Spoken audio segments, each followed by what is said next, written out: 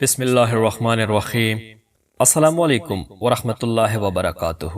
عابدین voice کے معزز دوستو، ہم امید کرتے ہیں کہ آپ خیر و عافیت سے ہوں گے۔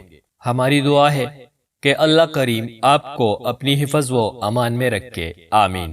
حضرت شیش علیہ السلام۔ حضرت حابیل کی شہید ہونے کے بعد حضرت آدم علیہ السلام غمگین رہتے، کیونکہ یہ ان کی نسل میں پہلا واقعہ تھا۔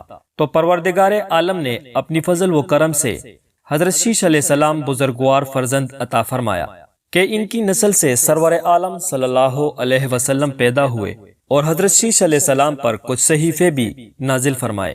حضرت آدم علیہ السلام نے وصیت فرمائی تھی کہ حضرت نوح علیہ السلام کا زمانہ پاؤ تو میری جسد کو کشتی نوح علیہ السلام میں رکھ لینا، ورنہ اپنی اولاد کو نصیحت کر دینا۔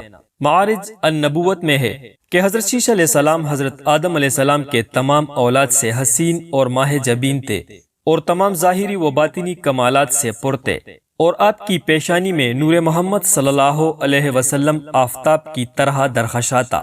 ان سے حضرت آدم علیہ السلام نے نور محمد صلی اللہ علیہ وسلم کی حفاظت کے بارے میں ایک عہد نامہ تحریر کرایا تھا کہ نور محمد صلی اللہ علیہ وسلم کو پاک رحموں اور پاک پشتوں میں پہنچایا جائے، یکا بعد دیگری اسی عہد نامے پر عمل کیا جائے، اور اس عہد نامے کو ایک دوسرے تک پہنچایا جائے۔ چنانچہ اسی طرح کیا گیا۔ حابیل کی شہادت کے 5 سال بعد حضرت شیش علیہ السلام پیدا ہوئے تھے، اور حسن خوبی اور حسن صورت میں حضرت شیش علیہ السلام حضرت آدم علیہ السلام کے مشابہہ تھے۔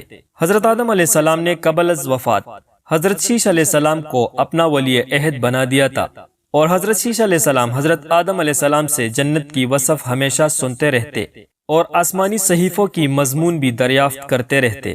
اس لیے دنیاوی لذت ترک اور لوگوں سے تنہائی اختیار کر لی، اکثر اوقات ورد وظائف و طاعات میں مشغول رہتے۔ نفس، ریاست اور تہذیب اخلاق ہمیشہ ان کو مد نظر رہتی، اور حضرت شیش علیہ السلام کے زمانے میں لوگ 2 قسم کے تھے۔